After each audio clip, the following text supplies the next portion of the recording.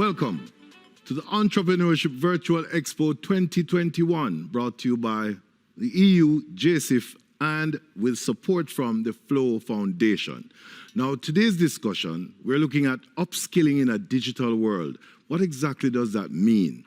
We've heard about upgrading and, making sure that you get up to speed, but upskilling in a digital world, well, how will we discover what that's about? My distinguished panel today will give us a lot of insight and information about it. And we have Ricardo Allen, the founder and CEO of One-on-One Educational Services, Trevor Forrest, CEO of 876 Technology, and Leanne McNaughton, the founder of Youth Can Do It. Now, I'll give you all 30 seconds, and if you want to go shorter, fine, to give our audience a little idea of exactly what you do, starting with you, Leanne. All right. Hi, my name is Leanne McNaughton. I'm the founder and managing director of Youth Can Do IT, which is a youth empowerment organization that uses technology and right mindset to upskill and empower the youth. Very well. Ricardo. My name is Ricardo Allen. I'm the founder and CEO of One-on-One Educational Services. We're an online company dedicated to creating personalized online learning experiences for students and professionals. Since 2013, we've really built out content online to prepare for just today, right? Where we have to upskill an entire region, and we're ready, and we're quite excited to meet the challenge that we're faced with right now. Trevor Forrest. Thank you, Rodney. So 876 Solutions, a company that I founded in 2006. It's an entirely virtual company. Which back in 2006 was a novelty at the time. The services that we provide were based on the fact that we thought that in a developing country like Jamaica, doing things virtually would make us more competitive. And what we do for our clients is we provide them with online services, web services, e-commerce, data analytics, and services of that nature that have come into their own over the past decade. And I think we're very excited about what the COVID pandemic has kind of brought now to the entire landscape that allows us to now help our customers to really digitally transform and move into the 21st century with greater purpose. All right. Well, there you have it. Now what we need to do is get deeply into the meat of this matter. Of course, I'm still contemplating exactly what upskilling is, but clearly it's a good thing as long as there's up somewhere in there. So we know definitely it's similar to an upgrade. So I'd ask you, why is upskilling critical for successful digital transformation? You want to start and go this way? Sure. Yeah. Well, one of the things I kind of wanted to point out, in industry, upskilling and reskilling are two terms that are used interchangeably. Generally, they mean the same thing, except that upskilling really is just enhancing skills that you have to do your current job better, given the realities that exist. Reskilling allows you to retrain yourself to do new jobs. And what we're finding in industry now is because of technology and digital transformation and other such things, a lot of jobs, traditional jobs, are changing. And because of that, businesses, employers, employees are now forced to retrain so that they can still remain relevant in either the jobs that they have or the jobs that they now feel that they want to take on. So if you're somebody who is comfortably in a job, but you're realizing that the changes that are occurring today require that you change fundamentally the way you work. Upskilling is something that is very important for you to do, and for your employers to recognize that they may need to do with you in order to help you to grow. All right. Leon, on the basis that you have a youth-based kind of drive, I suspect maybe your analysis of this, an idea about how critical it is, might be a little bit different from both Ricardo and Trevor. Tell me, how important is it? Upskilling, it's extremely important. And I just want to add to what Trevor said about upskilling versus reskilling. Because right now, in this age, a lot of the jobs that we used to do is being replaced by technology, right? And so we need to upskill or reskill ourselves to have different types of jobs or to get different types of jobs, because the jobs that we once thought that we could qualify for has been replaced with technology, replaced with automation, replaced with different types of technology where you're no longer needed in that space. And so I focus on the youth because I grew up only knowing technology, right? I knew what it was like to have technology and be exposed to technology. But people think technology is only for smart people, or it's only for a certain type of people that they are far removed from, right? And it's only for a set of jobs, not understanding that technology is in everything we do and a part of everything we do. So how can you use the technology? How can you be comfortable with the technology? How can you embrace the technology to be a part of the digital age, which is what we are in right now? All right. Ricardo, your perspective. No, it's interesting, and thanks, Trevor, for just giving an introduction as to what reskilling versus upskilling is. But I want to take it from a slightly different approach. One-on-one, we've focused a lot on taking kids from K all the way up to 12. But what we've seen is that 20% of those persons at the end of high school actually matriculate into higher levels of studies. If we look broad at the workforce, we're talking about 1.5 million people for Jamaica, of which only about 15% are actually trained beyond a secondary school level. So we do have a massive problem as it relates to training our professionals. And so, for us, there needs to be, forget about upskilling, right? They need to be skilled, right? So let's start there, right? And better skilled workers leads to more productivity, enhances our GDP, and then, the country gets better, right? Everybody can get paid more. So how do we get to that place, right? So we have several solutions. We could actually create schools and, pack them into classes and then teach 1.2 million people to make up the workforce. But that simply is just not the solution, right? That won't work. One, we have capacity issues with universities and colleges. And then two, people have to leave from work and then fight the traffic and then get to school, that sort of thing. Plus it costs money, right? And so we have to find a solution that is online, that is sufficiently digital, convenient, easy, and it's in bite size, right? And why bite size is so important? Because the research tells us that, videos has to be less than 5 minutes. People, they're literally skipping content beyond that.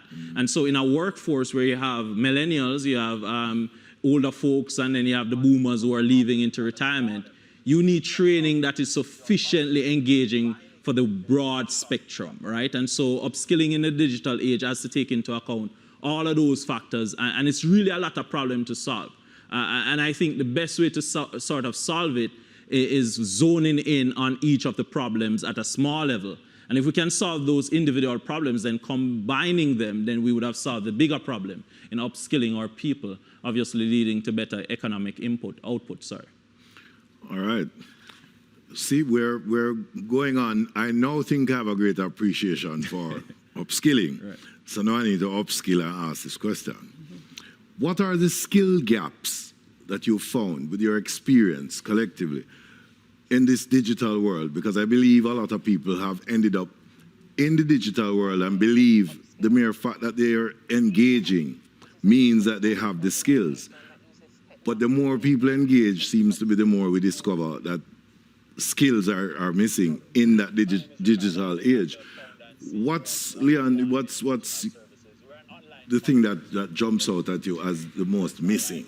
I'm taking it from a different vantage point because I'm at the introductory level, right? So the biggest gap that I've been exposed to is just basic digital literacy and competency of using the technology, right? So although the biggest surprise to me is just everyone has a smartphone and everyone can scroll through the smartphone, but ask them to send an email. Ask them to, start writing a document, right? So even though they have access to the technology, they don't know how to leverage and use the technology, right? And so we're at this age where even though you're exposed to it and you have access to it, you don't know how to utilize it and harness it to be like a creator instead of just consuming it, right? So that's at the first level. Although we have access, they're not quite utilizing it properly. And then at the next level is, how do I use the technology for my advantage? We're still at the consumption level where we're just receiving. We are not competent or skilled enough to create the technology, to use the technology for advantage. So those are the two biggest gaps that I've seen and witnessed. So 876 technology solutions. Having heard this, what have you found are the most missing things? So I'm going to piggyback on something that Leanne mentioned. It's a lot of people have technology, but leveraging it to its maximum, we're not quite there yet. I'll tell you a story about something we experienced when I first started the business. And I mentioned before, it's a virtual company. In my first 5 to 10 years, I couldn't hire anybody in Jamaica. Right? Now that's sad because I kind of wanted to keep the money here. The challenge we had was, because it's a virtual company, in 2006, telling someone that you don't come to an office to do work, you work from wherever you want to, as long as you deliver on time, was a confusing concept. So, work being something you do and not somewhere you go, foreign. We didn't quite get that. And, over 10 years, it was a challenge for us. So, understanding that concept, work is something you do, not somewhere you go, major gap. The other thing that we also found was a lot of the graduates from say university that we would perhaps engage, they weren't sufficiently taught about how to the business of working in a business. Okay, they don't teach them to be entrepreneurs, and sometimes you have businesses that are looking for people with business sense, because those are the kinds of people that will be contributing a lot to the growth of your business. You think this has been a problem generally, or it ended up being a problem in the digital age? It has been a problem, and it is now being, some people say it's being unearthed now. It was always there. But now, because of the digital age and the fact that we're now being forced to recognize that reality, that problem is being blown up even more now. Yeah. Right? So things like, people talk about this digital divide. The digital divide has been there for a while, but it's because that, we're in a situation now where we need to function a particular way. The gaps and the deficiencies are now being shown more. And I think, and this is where, it is like one-on-one can really help, because we're finding that our educational norms are not responding fast enough to the kinds of changes that we're seeing. And that has an effect on business, because what we're finding is that we can't find the kind of resource easily. And again, it ties back to upskilling and reskilling. Because yes, you go to school, you get a degree, great. A degree demonstrates that you have the aptitude, the willingness to learn. Yeah. Well, now you got to learn. demonstrate that aptitude. And that's kind of where, you know, the real upskilling in this digital age is becoming very important, because now you have to go beyond that degree on paper. I'm seeing Ricardo looking with a curious look on his face. And I believe that since you put it in the context of the lack of that educational springboard, something tells me that there's where you want to start about what's missing in the digital space. No, absolutely. And you know, to really kind of understand what's happening, right? You know, I'd like to give my personal kind of story, right? My background is in actuarial science. I'm an actuary by profession. And I had to study for the actuarial exams using a book, right? And the information would be in the book, right? And it would take you months to study for that exam. And, you know, I took a chance, and then I started looking at videos to study for that exam, and I was able to complete the entire course in about 45 hours worth of studying, right? So here we've kind of, you know, taken months of work into hours of work, and then, you know, I can do it whenever, wherever. That's one of the biggest gaps, I think, right? The content is simply not available online in a way that is sufficiently condensed for people to access it quickly and easily, right? And this is a major issue, because there are three things to upskill in a digital world. You need the device, you need connectivity, and you need the content, right?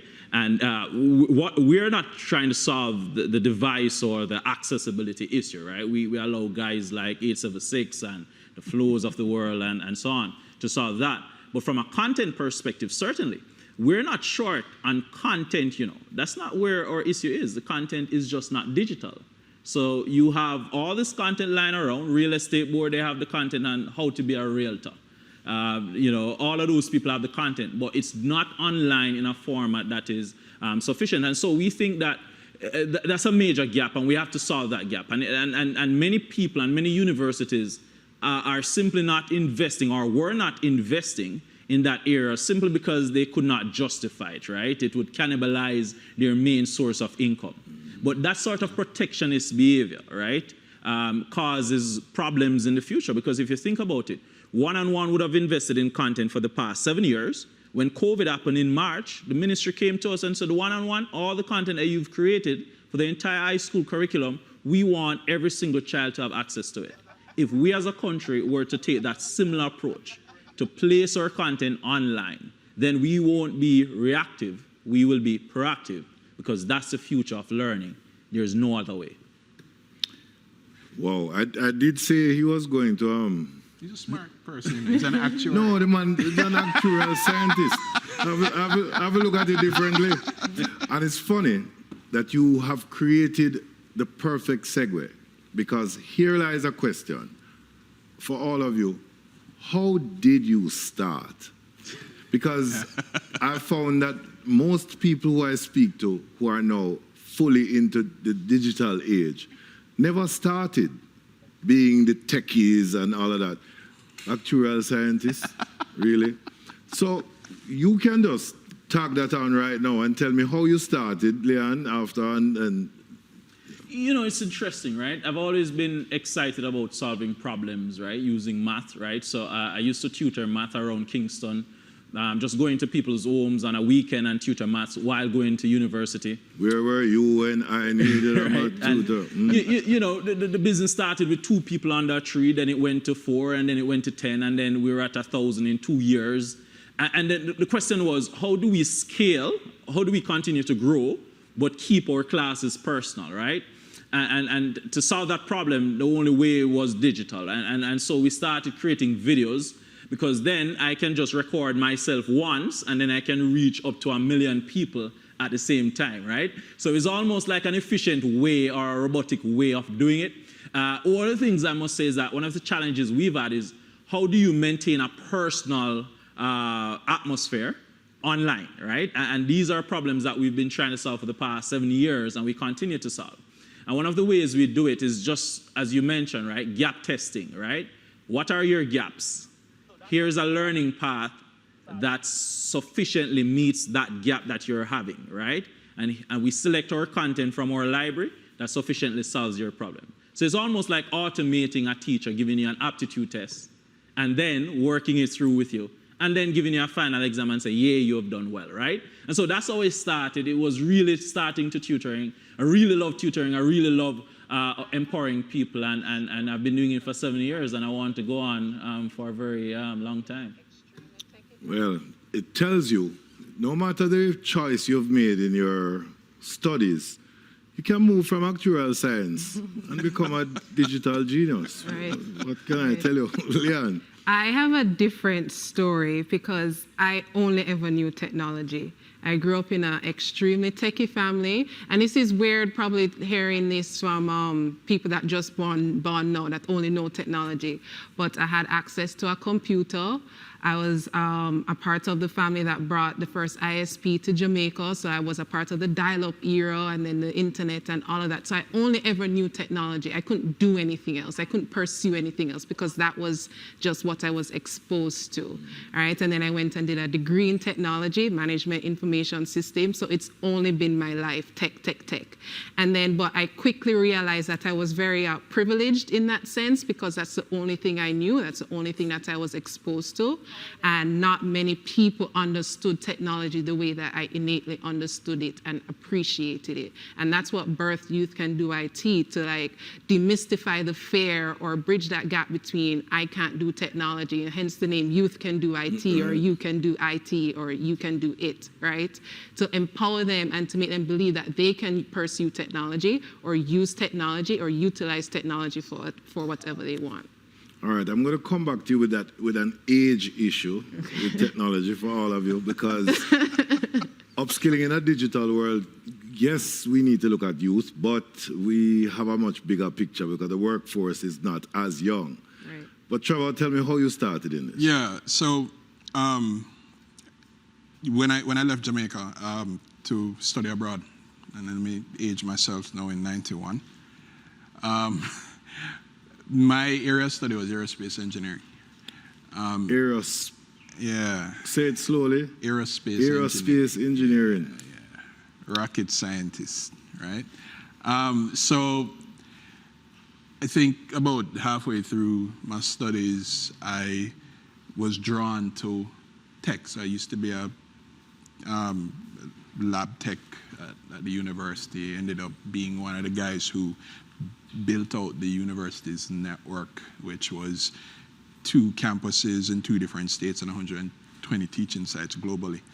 And you know, after spending a lot of time in the US, about 15 years, seeing, you know, both in educational and corporate, I came back to Jamaica. I mean, I had enough. Mm-hmm.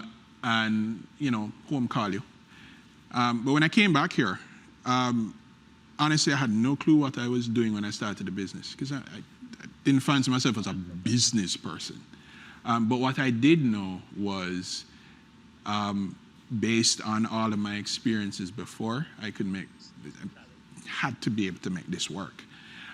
So you weren't concerned about the difference in culture and space and economies and so I think my experience and my experiences in the United States helped me tremendously when I came back home, because, you know, we tend to fashion ourselves a lot, you know, from our neighbors in the north. Yeah. So when I came back, I started to see that, you know, where the trend was going. I said, okay, I'm probably a little ahead of the game here, so I should be able to function. What I'm building here, I've seen it work already, and I'm sure we'll catch up. So based on that, you know, I saw some real opportunities being able to provide some services that were, at the time, very expensive. They were not commodity services, and the goal was to commoditize certain types of services in Jamaica so that from a developing country standpoint, we could move things along a lot quicker. I had that experience before, so I had a whole lot of experience coming back home, and I really just put all of that to use so that, you know, in providing solutions to our customers, we would kind of move them along that curve a little faster. Mm-hmm. So that's kind of where, you know, where I got my start. from about probably 1993, started the internet bubble and been in it since. All right. Ricardo mentioned earlier the need for us to be able to break down the whole transmission of messaging and how things work. I'm concerned a lot that over the years, the digital age, I think, has been more targeted towards younger people because they're coming up in it. But yet the workforce pretty much here is still an older workforce. How easy is it, or how easy has it been for you to be able to compartmentalize, if you need to, how you sell the digital age to older persons versus younger persons? Or have we found a middle ground? I know the two, I can take it. Yeah. Go ahead. So millennials, right? They now account for the largest segment of our population. Roughly about 3.5 million people are in that kind of group. And I consider a millennial as someone between the age of about 20 to about 35, 38, thereabout, right? Millennial. Right. So they have surpassed boomers, right? And so when developing a training strategy, you really want to focus on that as a core element of your training, right? So the modern day learner is what we call them, right? The modern day learner, they're very hungry for information, but they don't want it too long, as we mentioned. They want it sticky and engaging, and they want it in bite sizes. And they also want to do it whenever, wherever, right? They want to do it at their own time, kind of like watching a movie series when I feel like doing it kind of thing, right? And then you have the boomers who are a little different. They're not so much into text messaging, WhatsApp, that sort of thing. And even if they're just sharing perhaps conspiracy theories and so on. Those are the aunties and the grandmas, right? But they have an interest in it. And we have seen where they have moved to their consumers now in terms of they have their iPods, some of them do, and they still are around their computers. Some of them still enjoy just going to a training session in a blended fashion based on the interaction that's happening physically, right? Mm-hmm. So I get to see my friend that I have not seen in a very long time, right? So you really have to design training that sufficiently meets the needs of both boomers, your Gen Z, the millennials, everyone kind of thing. And this is where you plan the training in such a way to, I may work with this group or that group next, or I work with one group and just design the training accordingly. And that's where instructional design comes in, right? Every company, HR managers who are tuning in right now, you have a company, you need to train someone internally in what we call instructional design, right? Taking the learner and your audience into consideration, designing training in a way that meets their need. You're not going to bore the millennial, but you're also going to engage with the boomers as well, right? And so that's how we see training. It has to be blended. It has to be some element of digital. It has to be some element of offline. Obviously, COVID has caused everything to really be online, and so that's where we are. But as things normalizes and so on, you will see a more blended form of learning, because online is not going away, not very soon. Well, and COVID has shown that for those who didn't value it, it's here with value. Absolutely. Leon, I'll start with you for this. Those who are digital entrepreneurs, and it is fair to say you are the embodiment of that digital entrepreneur. How will this group help to shape the world and its economy and Jamaica post the COVID-19 pandemic? I think this group being like who were our target audience, or this group meaning us? You take both? Both. Okay. For us, Ricardo, myself, it is Trevor. Sorry. I was getting to Trevor separately. Each of us She was focus. talking about millennials. Don't worry about it, Trevor. 15. I think it's really nice, this group that we have here, because we're hyper-focused on a different target audience, right? So for me, I'm hyper-focused on the youth, on being creators, not just consumers, right? So I teach you how to create your own game. I teach you how to build your own website. I teach you how to leverage video conferencing tools for social media presence and digital marketing, all of those things, for you to be creators, not just consume, right? And then that shift, because as a result of what we've done over the years, people have gotten jobs, people have started their own businesses, people have gone over to Geneva, Switzerland and won international hackathons against like a global competition, right? Because we were hyper-focused on upskilling you, not just with the technology, but with the mindset believing that you could. Right? You know, in one of Trevor's early answers where he said, the workforce, they need to understand that work is not something where you go, but something that you do, right? We have this mentality of one just waiting to receive something to get it done, right? We're like, just tell me what to do. Right? They're not empowered to be innovators. They're not empowered to take initiative. They're not empowered to be innovative, right? And so YCDI focuses all of that in helping you not just with the technology and utilizing the technology, but also the mindset for you to be the creators and the innovators and the change makers in your own society, in your own environment. All right. I just want to add something to that. Yes, you can. Just, again, I think it's very important, especially now, that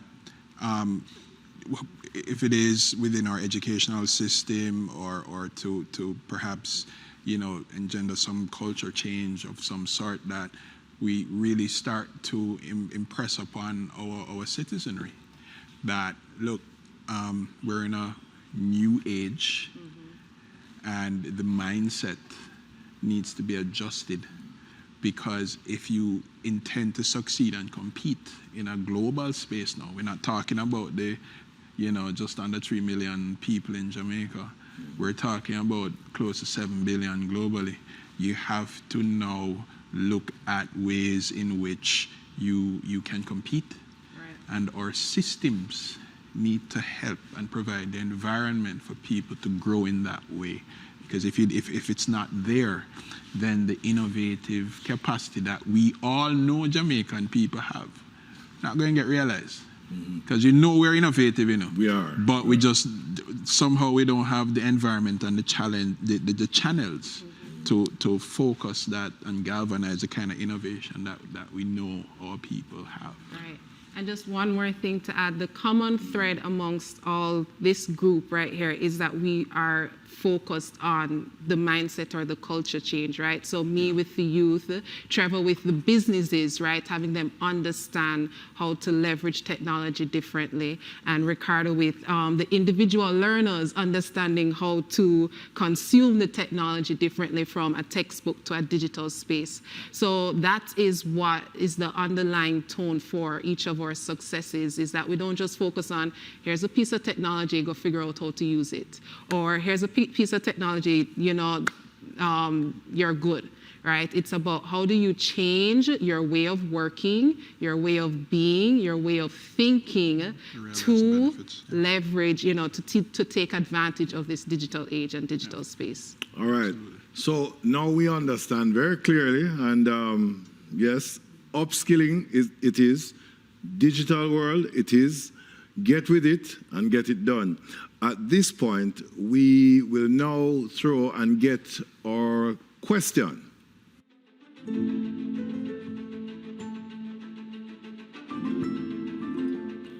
What do you say are the top 5 skills to have in a digital world? And we'll start, of course, and leave the beautiful last and start with you, Ricardo. Absolutely. So, you know, I strongly believe that there are some core skills that every child should have coming out of university, every professional should have. I think, believe it or not, project management is a big one, right? Just time management, holding people accountable. I think creative skills are very important, just understanding how to think creatively and to create, essentially using various authoring tools. So, whether it is creating a simple post, and these are just some low-hanging fruits, I think, that someone who is just watching this and wants to start, right? What do they need to focus on?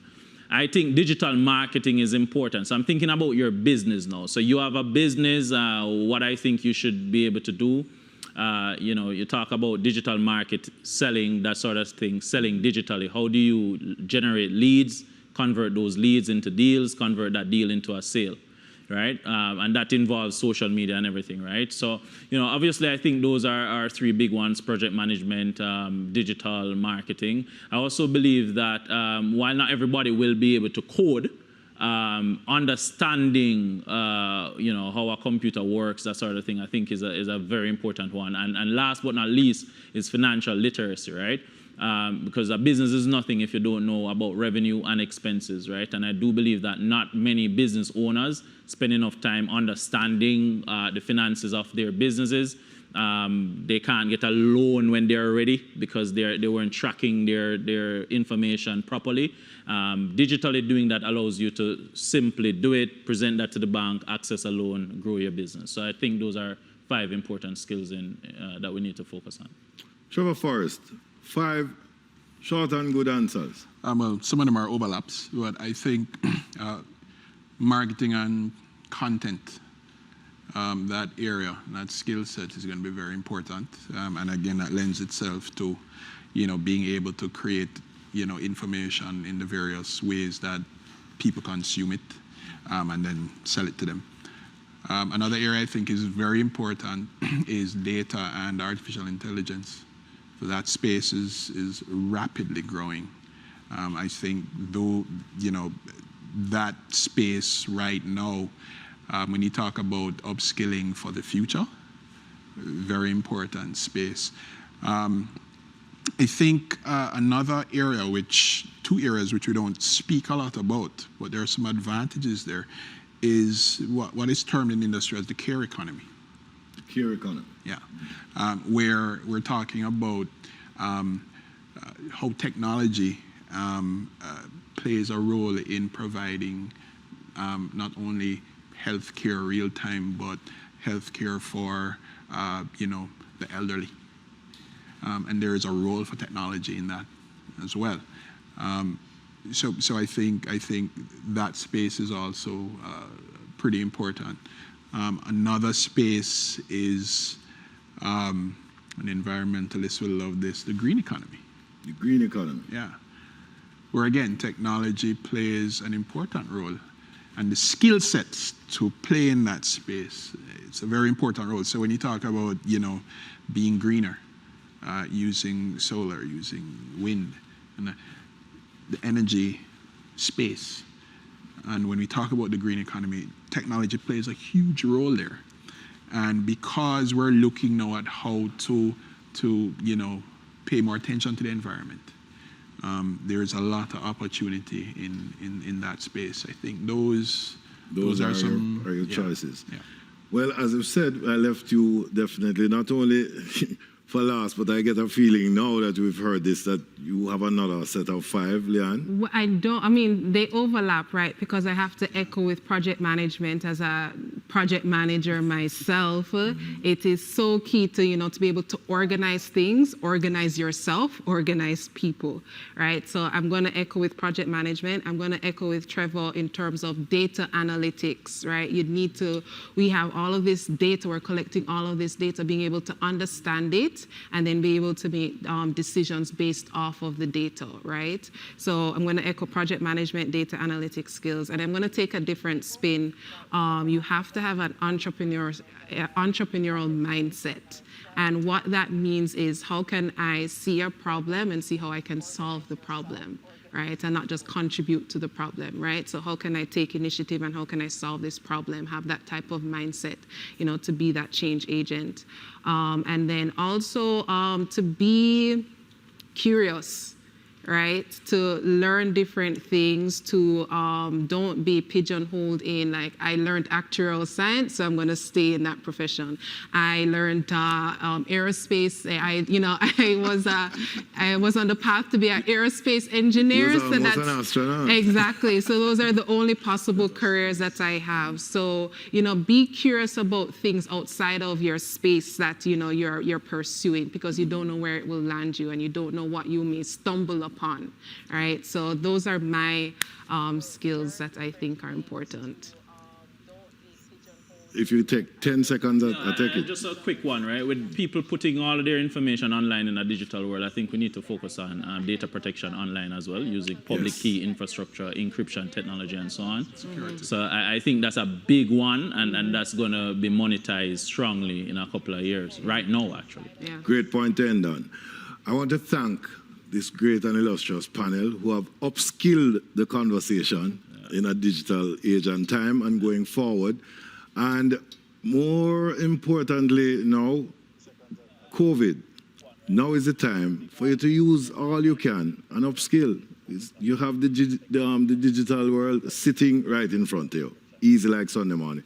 Thanks to EU and JSIF and support from the Flow Foundation. This, of course, was your Entrepreneurship Virtual Expo 2021. Make sure you use the information, choose the information, and don't lose the information. All right? Stay tuned. Good.